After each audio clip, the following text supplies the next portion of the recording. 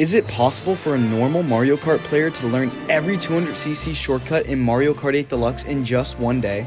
My name is Eskyyt, and now that it is officially December, it is time for me to begin my winter arc, where I will be training to become an elite Mario Kart 8 Deluxe online player. And what better way to start my training than working on shortcuts that I will never have to do in an actual online race, considering that 200cc only shows up once in a blue moon. Now, I know what you must be thinking.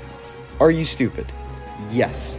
But I do have two non-stupid reasons why doing this will help me improve at this game. The first is the fact that after I completed each of the 150cc shortcuts, great video by the way, don't be afraid to go check that out, I immediately felt as if the rest of my gameplay improved. So if I can do difficult shortcuts on a faster setting than I did before, I should get even better at the game, right?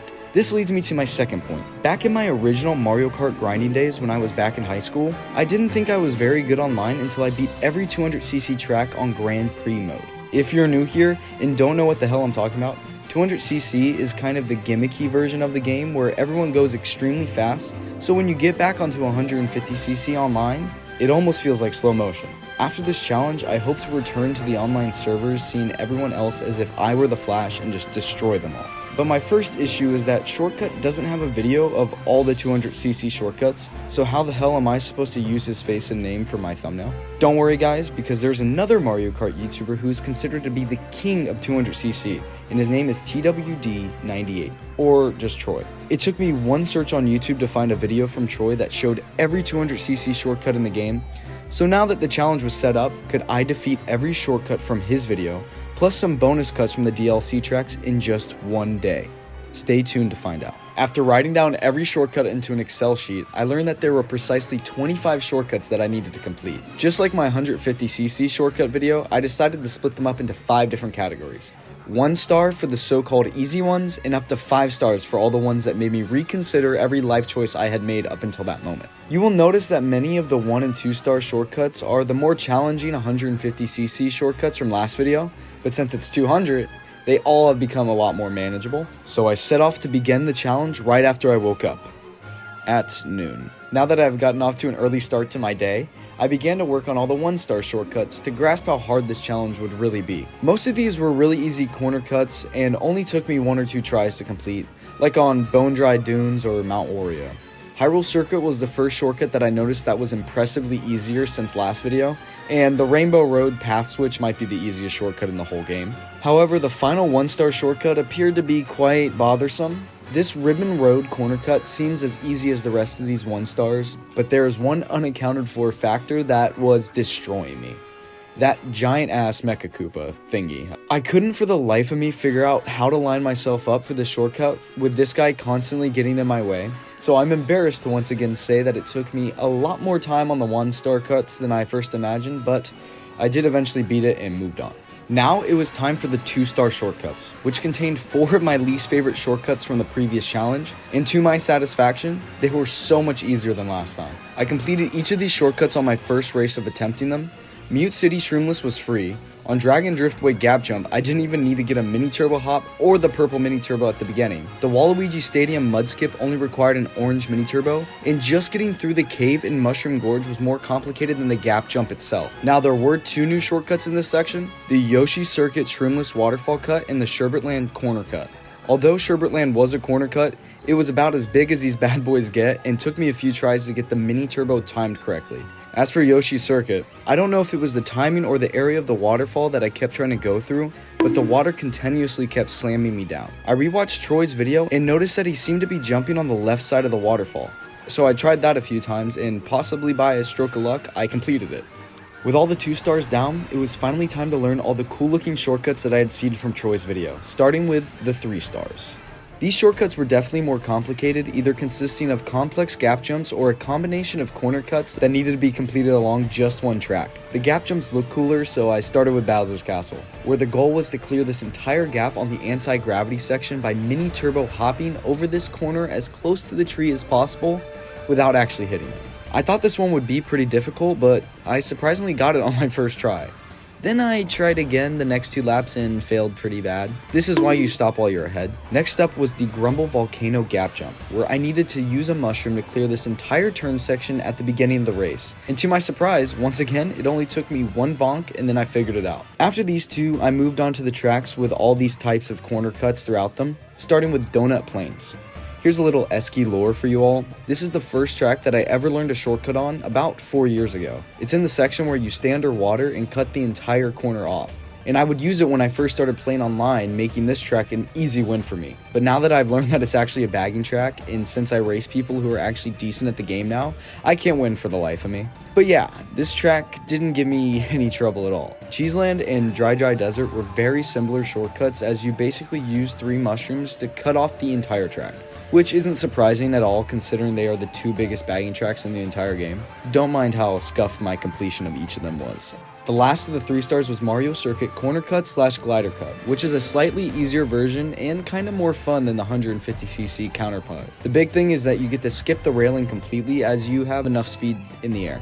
With the first 3 stages completed by 2:30, I was on fantastic pace to complete the challenge by 5 PM, so this challenge should be easily completed, right?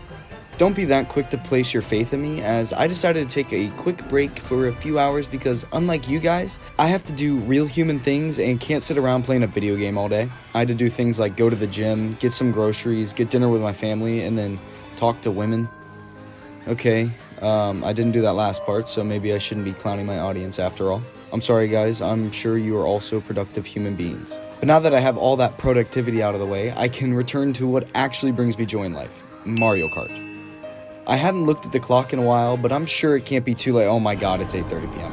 Okay, so maybe that nap that I didn't tell you guys about after I went to the gym wasn't the best idea ever, considering that most of the complex parts of this challenge still awaited me, but F it, we ball. Only 8 shortcuts remain, 6 4 stars and just 2 5 stars.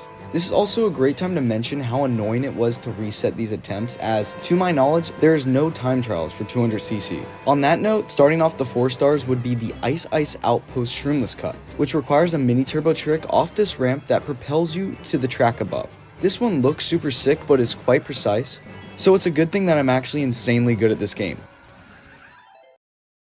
Okay, so that was a lie, but I did finish it eventually. Next up was one of my favorite looking shortcuts of the entire day, the TikTok Clock Hop. Oof.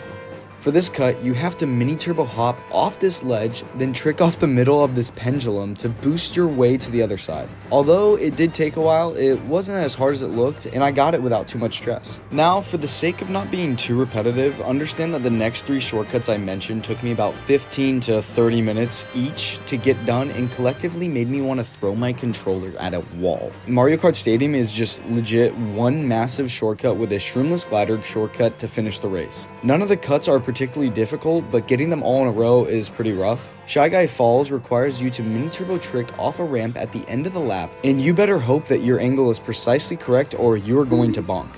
And bonk a lot, may I add. This Mario Circuit gap / fence clearing shortcut probably took me the longest out of all of these, as I literally wanted to hunt this Goomba down and destroy its family for all the fails it put me through. And the final cut was a sick path switch on Sweet Sweet Land that only took me a couple of tries. Thank you, Lord. The clock struck 10 PM, giving me 2 hours to complete the final 2 shortcuts of this challenge: Big Blue Ultra Shortcut and Wario Stadium Corner Cut. You might be thinking, that's plenty of time for these both. And I actually agreed with you at the time. But let me just tell you, I was so wrong. There is a reason that both of these shortcuts were placed above all the others, with the Big Blue shortcut literally skipping multiple platforms of the track, and the Wario Stadium cut being possibly the most precise in all of the game. My already tired fingers and brain were not ready for it, but I naively set off to Wario Stadium with the false confidence that I could complete it easily within the next hour. This is one of the only shortcuts in the challenge where you need to actually slow down to get the correct alignment, and considering how fast the game wants to make the player go, this was quite the struggle. One accidental mini turbo and failure was inevitable, as in order to succeed I would need to mushroom and hop off this ledge at a precise angle, or I would just be bonking. And here's the best part. Thanks to this stick of fireballs, even a perfect attempt could fail due to luck. But finally, I was able to do this. Yell at me all you want to in the comments. I don't care that I stopped in the middle of it. The shortcut is you clearing the gap and I cleared the gap. and also only after an hour and 20 minutes. Also, it would have been done a little bit faster, but my roommate came into my room and thought he could complete it super easily, so I gave him a few tries. And if any of you think that I'm bad at the game, this is also how you would look attempting this. Finally, with just 40 minutes remaining, only one shortcut was standing in my way. The biggest shortcut in the game, Big Blue Ultra. Any fan of this game has 100% seen some type of clip of this enormous shortcut, and I will not lie, it definitely looks daunting. But after a few tries, I realized it wasn't as complicated as it looked, as all I would need to do is hold a right drift off this ledge and just pray that I had enough speed to carry me all the way down. However, a few pesky things worried me about not being able to finish this challenge in time. The first one was the water stream that gives you way too much momentum, and the second was the fact that this is a one-lap track, so I wouldn't be getting 3 attempts at the shortcut each race, only 1. This means every time I failed, it would tick around 2 to 3 minutes off of my clock, giving me roughly 15 to 20 tries at this cut. After many close calls, I was down to my last 10 minutes. I decided to change my strategy from Troy's video and hold a purple mini turbo before I drifted off the ledge. And it worked! It's official. I am a master of 200cc, and I am ready for the 2% of online races where I'll be able to show off this somewhat useless skill that I have acquired. Nevertheless, I gave myself a challenge and I completed it. I don't think there was a better way for me to start my winter arc. I hope you all enjoyed watching. If you did, don't forget to hit like and subscribe, as I will be posting content just like this once every 3 days all of December. With that said, I will see you all next time. Bye-bye.